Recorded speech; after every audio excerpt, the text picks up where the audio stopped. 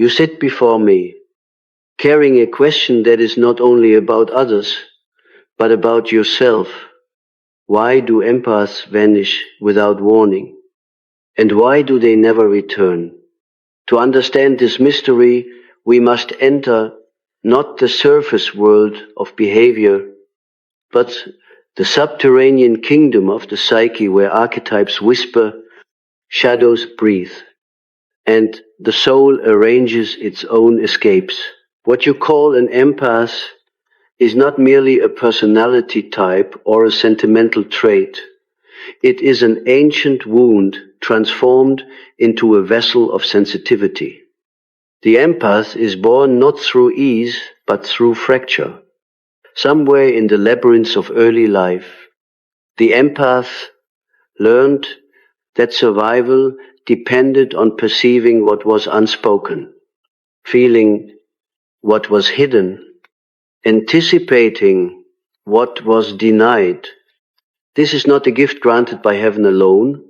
It is the scar that becomes luminous, the trauma that learns to listen. The empath walks into relationships, carrying this heightened organ of perception. It is invisible, but it is always open, always absorbing. They do not only hear words, they feel the tremor beneath them, the hesitation in the voice, the contradiction between gesture and mask. When they give with a whole nervous system, not merely with thought. And when they stay too long in the presence of deception, exploitation, or indifference, they are consumed from within. They do not cry out immediately, for their archetype is the healer, the wounded physician, who believes that with enough patience and love they can repair the broken temple of another soul. But the psyche has its limits. It is in dreams that the empath threshold first appears. They dream of drowning in houses where the ceilings leak, of carrying infants that never stop crying, of wandering through cities where every stranger demands a piece of their clothing. These are not random fictions of sleep. They are the images of depletion, the unconscious screaming, what the waking ego refuses to hear. At a certain point, the unconscious acts, and when it acts, it is swift, decisive, without explanation. One day, the empath is still present, listening, offering, enduring. The next day, a sudden silence falls. They leave without a word, because words would only be captured, twisted, or ignored. The departure is not a choice, but an eruption. This is why you cannot persuade them back. Once an empath psyche has torn away from a situation, it is not the conscious ego that made the decision. It is the deeper self, the archetypal center of the psyche that orchestrates individuation.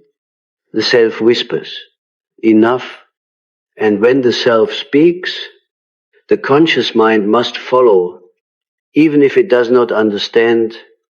Return is impossible, because return would mean re-entering the same tomb that already drained their lifeblood.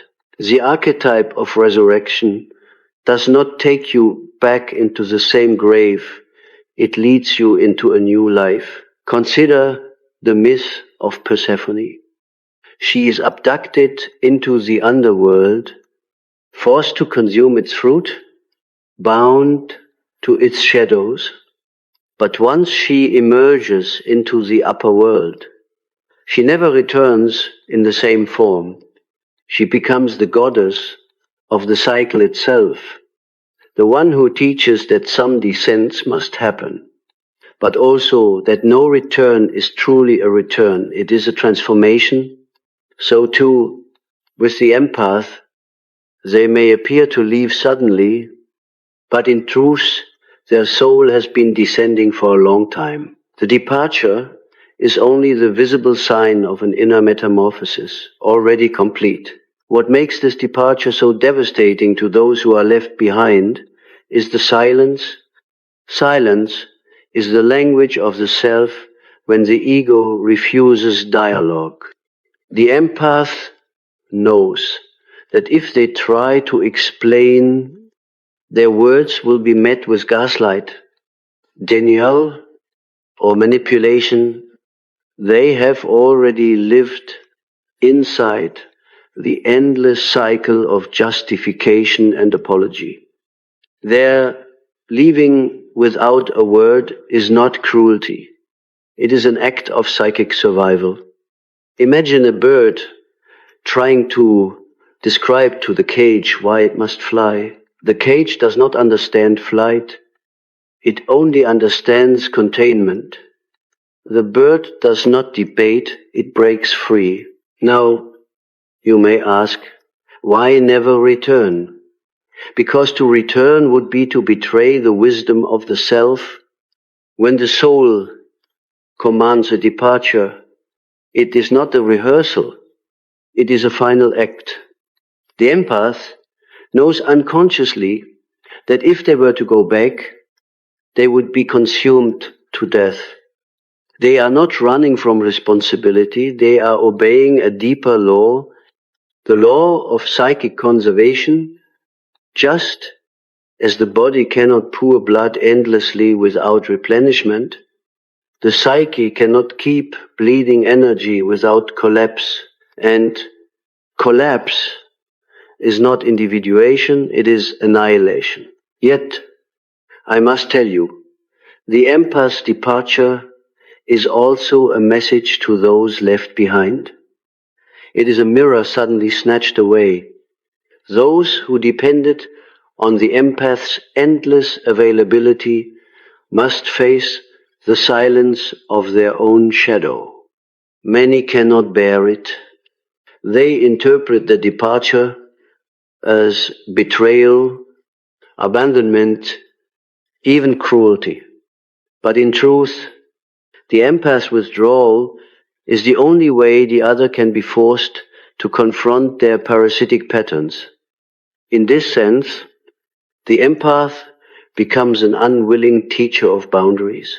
By disappearing, they reveal the hunger that was being fed, the unconscious vampirism that was never confessed. This mystery of disappearance is not only interpersonal, but collective. We live in a culture that celebrates constant availability, constant giving, constant empathie.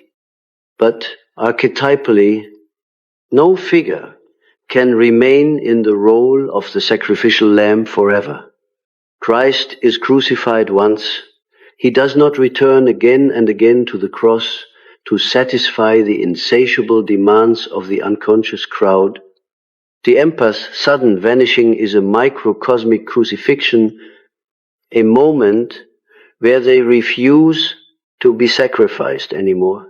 They step into the archetype of the wanderer, the exile, the one who carries their sensitivity into a new destiny. Let us not romanticize this process. For the empath, leaving is not triumphant. It is often lonely, confusing, and filled with guilt. They wrestle with the inner voices that call them selfish, cold, or ungrateful. They fear being misunderstood, but this suffering is part of individuation. Every soul that seeks its wholeness must confront the guilt of disobeying the collective expectation. Individuation is always betrayal in the eyes of the tribe. And yet, to remain loyal to the tribe against the command of the self is to betray the soul itself. The dreams that follow after departure confirm this. No longer do they dream of drowning or crying infants. Instead, they dream of finding hidden rooms in their house, of discovering a forest they never knew existed, of meeting figures who hand them forgotten tools. The unconscious begins to replenish them with images of possibility. Their psyche is rebalancing, restoring energy that was previously consumed. The empath is not only leaving someone else, they are returning to themselves. And you, if you have ever been left by such a soul, must ask not, why did they leave me, but what part of me demanded their sacrifice? To learn from their departure is to encounter your own shadow, the unloved child within who demanded endless care, the tyrant within who consumed love without reciprocity. If you can face this mirror, then perhaps you too can individuate. The empath's departure may be the wound that forces you to begin your own descent, your own meeting with the self. I tell you this not to condemn, but to reveal. The departure of the empath is not the end of the story, it is the beginning of another. In every archetypal drama, disappearance is not finality, it is transformation. When the empath leaves without warning and never returns, it is not because they hate, but because they are compelled by love of the self. They vanish into the night, but the silence they leave behind is not empty. It is full of meaning, waiting for you to interpret, waiting for you to grow. When we speak of the empath leaving, it is important to realize that this departure is not merely a physical act, but a psychic rupture. It is as if an invisible thread that bound them to the other has been severed by forces greater than willpower. I have often said that the psyche is not governed by the conscious ego, but by deeper structures, by what I called the collective unconscious. Within this unconscious, the empath is bound to archetypes of sacrifice and redemption. They are the ones who unconsciously enact the myth of the healer, the saint, or even the scapegoat. And yet every archetype contains its shadow. When the healer is not balanced, they become the martyr, endlessly bleeding, unable to live for themselves. This is why the leaving is sudden. The martyr does not gradually fade out. They are rescued by the unconscious through a radical act. It is the archetype reasserting balance, preventing psychic death. One day, the empath is held in chains by invisible loyalties, and the next, the chains have melted like wax under fire. To the outside world, it looks cold, cruel, even ruthless. But inside the empath, it is nothing less than salvation. They are pulled away not by choice but by destiny. You may notice that such people often vanish into solitude. They do not immediately leap into another relationship or entangle themselves in new obligations. They disappear into silence, into the hermit archetype. This solitude is necessary because it is the only place where they can hear their own voice again. For years, they have been attuned to others, like a harp resonating with every passing touch. Now, the strings must be retuned to the self. Solitude is not abandonment of humanity, it is the re-establishment of psychic boundaries. It is the alchemy of the soul in retreat, in their dreams. During this phase, empaths encounter forests, caves, oceans, vast landscapes that stretch beyond the limits of the city. These are images of the unconscious itself, the soul having been drained by the demands of others, finds nourishment in the wilderness of its own depths. The forest provides images of rootedness. The cave offers the womb of renewal. The ocean dissolves the false identity that was built from pleasing others. The psyche provides exactly the medicine that the conscious ego could not imagine. Why do they never return? Because the archetypal current that carries them forward does not flow backwards. Individuation is not a circle that loops back into the same cage. It is a spiral that carries the soul higher. Even if it seems to revisit old themes, when an empath departs, the person they once were is already gone. Even if they stand in front of the same people, they are no longer available in the same way. Their departure is an initiation. Once initiated, the initiate cannot go back to innocence. You may wonder, is there not forgiveness? Is there not reconciliation? Yes, forgiveness is possible, but forgiveness does not mean re-entry. The empath may forgive with a whole heart, but the archetype of martyrdom has been burned away. They no longer carry the same compulsion to heal, to save, to endure. Forgiveness is inner release, not external repetition. Do not confuse the two. When the empath forgives, it is not an invitation back into the old pattern. It is a blessing from afar, a closing of karmic cycles. Think of the phoenix. It burns in flames, these, and rises anew. The ashes do not reassemble into the old bird. They are simply gone. The phoenix that emerges carries continuity, but also transformation. The empath who has left and never returned is like this. They may appear to you again, but they are not who you knew.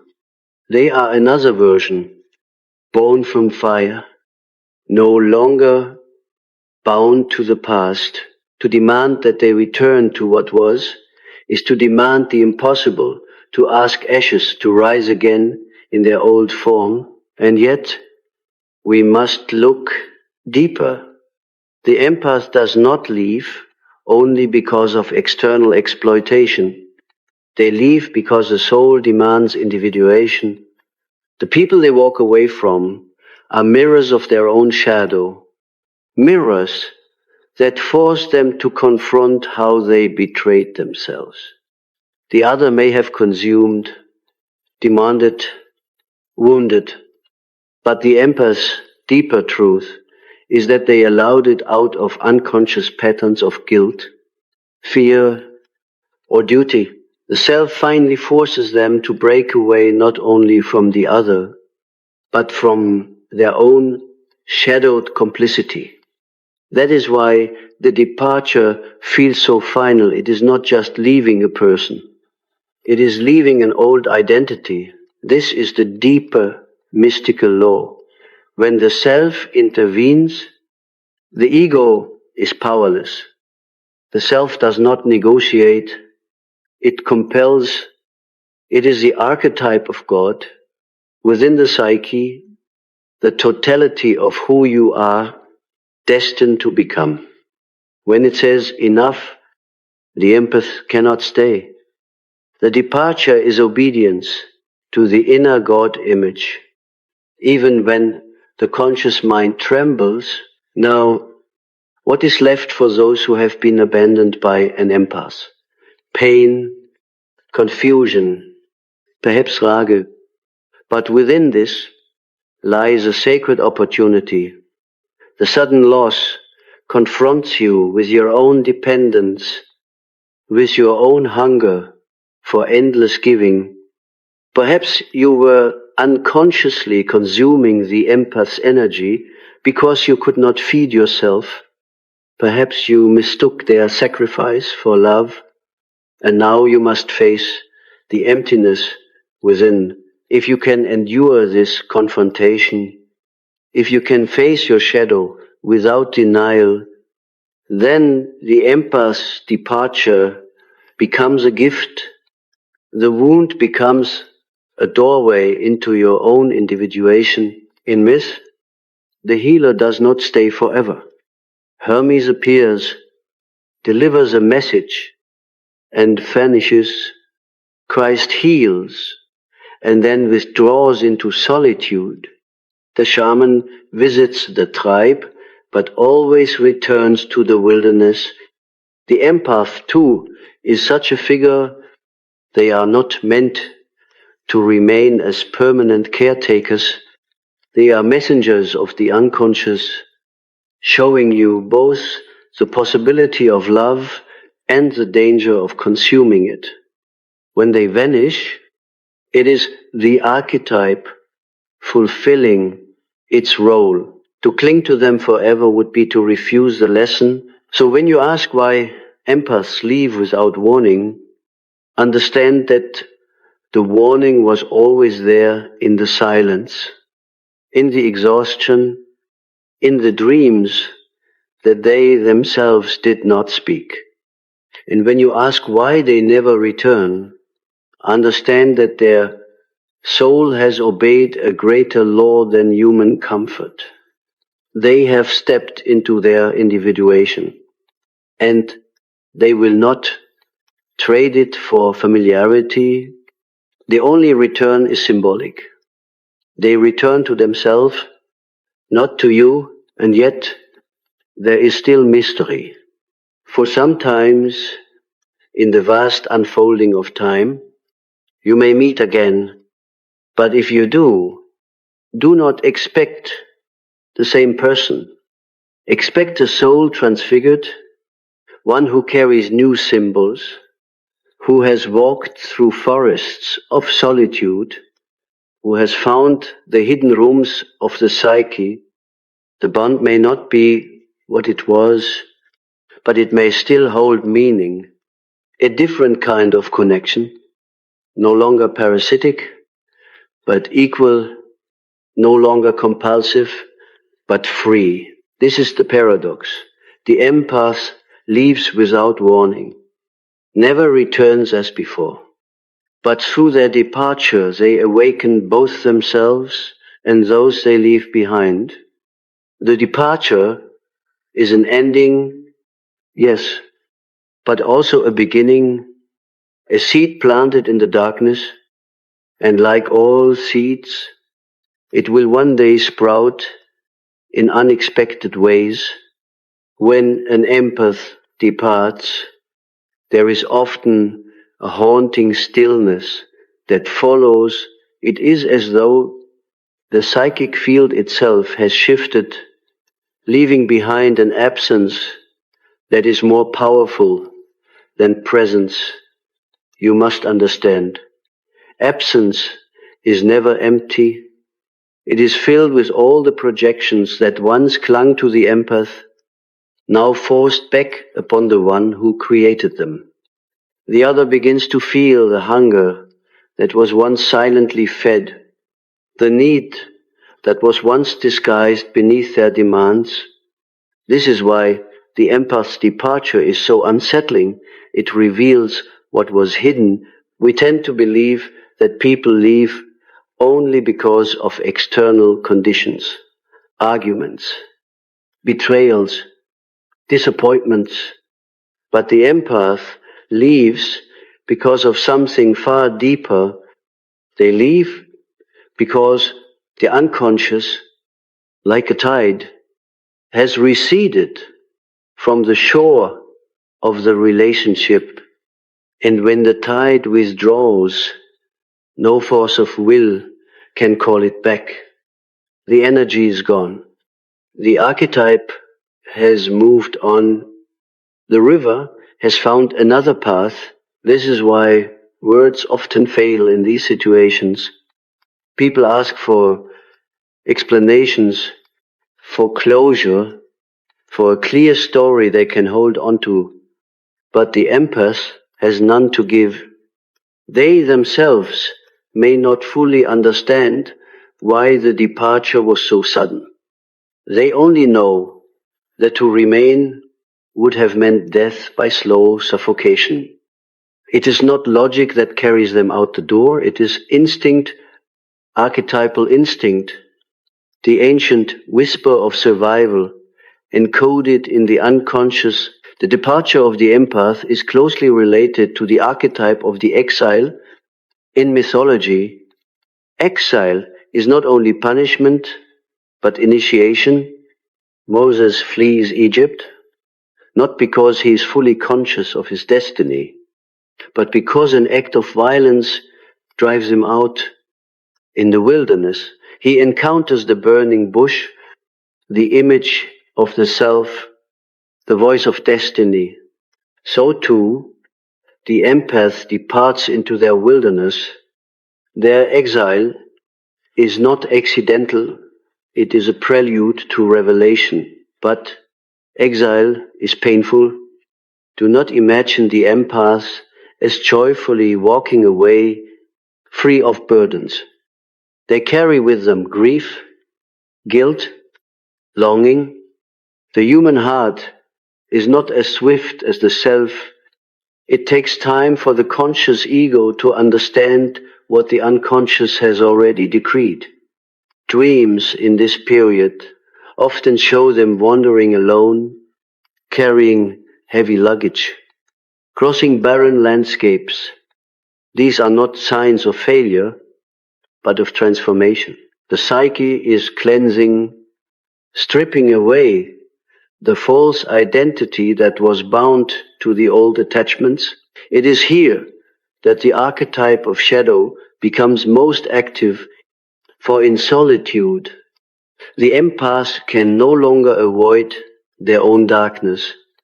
In relationships, they were consumed by the shadows of others, always caring, always absorbing. But now, alone, they must face a shadow within the anger they suppressed, the desire they denied, the hunger they disowned. This confrontation is terrifying, for the empath has often built their identity on being the good one, the selfless giver. To see the rage, the selfishness, the despair lurking inside is to shatter the mask, and yet, without this shattering, there is no individuation. The shadow must be embraced, not the need. In their dreams, this appears as a monster that pursues them, a dark figure that demands attention.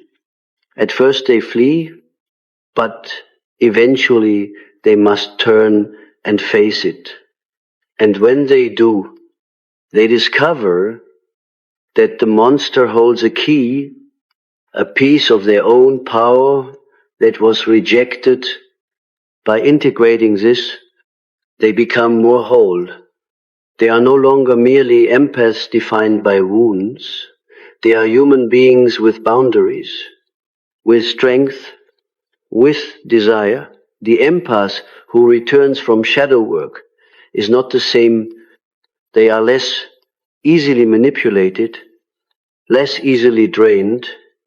They have found the fire that belongs to them. Why then do they never return? Because once they have tasted this wholeness, they cannot step back into fragmentation.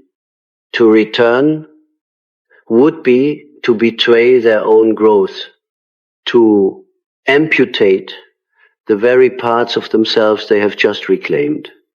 Individuation always demands sacrifice, and The sacrifice here is the comfort of the old bond. The soul demands wholeness, and once glimpsed, wholeness cannot be forgotten. There is also the archetype of the wanderer. After exile and shadow confrontation, the empath often enters a period of wandering, not aimless, but seeking. They may change careers, relocate, pursue spiritual practices, or engage in creative work that was long suppressed. This wandering is the soul searching for its rightful vessel, the form in which its energy can flow without exploitation. The empath becomes less of a mirror for others and more of a flame for themselves. They are still sensitive, still attuned, but their sensitivity now serves creation rather than sacrifice. This transformation can be bewildering to those who knew them before. The person who once absorbed every wound now speaks of boundaries. The one who once endured silence now demands honesty. The one who once stayed no matter the cost now leaves without looking back to those who depended on their old role. It feels like betrayal, but it is not betrayal. It is rebirth. The empath has stepped into a new archetype, one closer to the self. And here lies the most mystical truth. The empath's departure is not only about personal healing, it is also about collective balance. The culture demands endless empathy, endless giving, endless sacrifice, and it worships those who comply, but this worship is false, for it feeds on exploitation. When the empath refuses, when they leave, they embody a collective correction. They show that empathy without boundaries becomes self-destruction. Their vanishing is a protest from the unconscious against a culture that devours the sensitive. If you are the empath who has left, know that your departure is sacred. It is not abandonment, it is initiation. You have walked into exile so that you may find the self. You have faced the shadow so that you may become whole. You have wandered so that you may return to yourself. And if you never return to the old place, it is because the soul does not recycle old prisons. It seeks new horizons. And if you are the one left behind, know that this absence is also sacred. It forces you to confront your own hunger, your own shadow, your own dependence.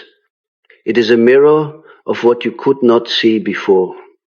Do not chase the empath into their exile. They are not yours to hold. Instead, turn inward. Ask yourself, why was I so dependent on their endless giving? What part of me could not stand on its own? What shadow have I denied that fed on their sensitivity? In answering these questions, you begin your own individuation. So you see, this mystery of departure and non-return is not merely about people and relationships. It is about the great dance of archetypes, the eternal rhythm of sacrifice and individuation, exile and transformation, shadow and self. The empath leaves because the soul commands it. They never return because the soul does not go backwards.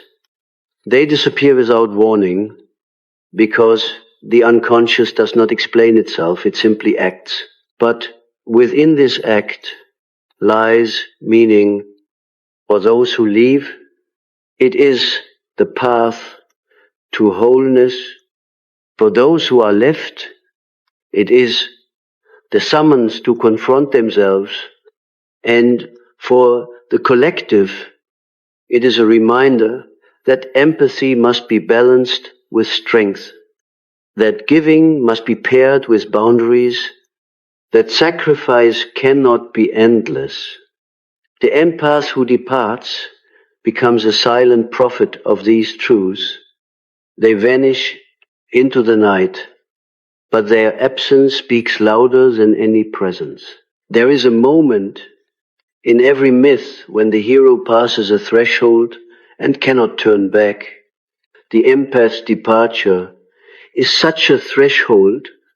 Once they have crossed into exile, faced the shadow, and tasted their own wholeness, the old world dissolves behind them like a dream upon waking.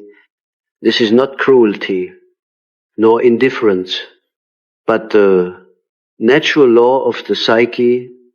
The self does not allow regressions into prisons already abandoned. Individuation moves forward, always forward, like a river that refuses to flow uphill. You may still wonder why the empath does not at least return to explain, to offer words of closure. But closure is a concept of the rational ego, not of the unconscious. The unconscious speaks through images, through silences, through ruptures that cannot be wrapped neatly in sentences. When an empath departs without warning, the silence is the message, the sudden absence is the dream come alive, the psychic image made flesh. To demand explanations is to refuse the mystery. To sit in the silence is to hear what words could never say. This silence is terrible and holy. It is terrible because it wounds, it unsettles, it strips away illusion. It is holy because it awakens. It forces both the empath and the one left behind to encounter themselves without distraction. In the silence you will find your own voice, or else you will drown in your own noise. The empath's absence is like the desert into which prophets are driven. In that desert, something new is born. Let us speak now of destiny. The empath who has left is not merely wandering aimlessly. Their departure is the beginning of a new archetypal journey. They may become healers who no longer bleed, creators who channel their sensitivity into art, teachers who carry compassion without self-destruction. They may embody the archetype of the wise one who gives not out of compulsion but out of abundance. Their empathy is no longer a wound exploited by others. It becomes a gift tempered by fire. This transformation is irreversible. Once they have seen the pattern, once they have recognized the cost of staying, they cannot unknow it. Their destiny calls them forward. If you have ever wondered why they never return, it is because they are already somewhere else, not only in geography or in relationship, but in soul. They have entered a new level of consciousness. To step back would be to fracture themselves, to live in contradiction. Individuation does not permit this. The self demands integrity. Thus, their non-return is not rejection. It is fidelity to the soul. Consider the archetype of death and rebirth. The empath's departure is a symbolic death. They die to the identity of the endless giver, the sacrificial lamb, the one who stayed until empty. In that death, they are reborn into wholeness. And as in physical death, One cannot return to the body once it has been shed. So in psychic death, one cannot return to the old life once it has been transcended. This is why reconciliation can only happen at a different level. Never within the same form. The silence left behind by their departure is also an invitation for those abandoned. It is an invitation to face themselves, to no longer rely on the empath as an external source of balance. It is an initiation into self-sufficiency, into confronting the shadow, into finding one's own wholeness. And for the empath, the silence is an invitation to listen inwardly, to finally hear the music of the self that was drowned out by the cries of others. Silence is not the end. It is the beginning of dialogue with the unconscious. Many resist this.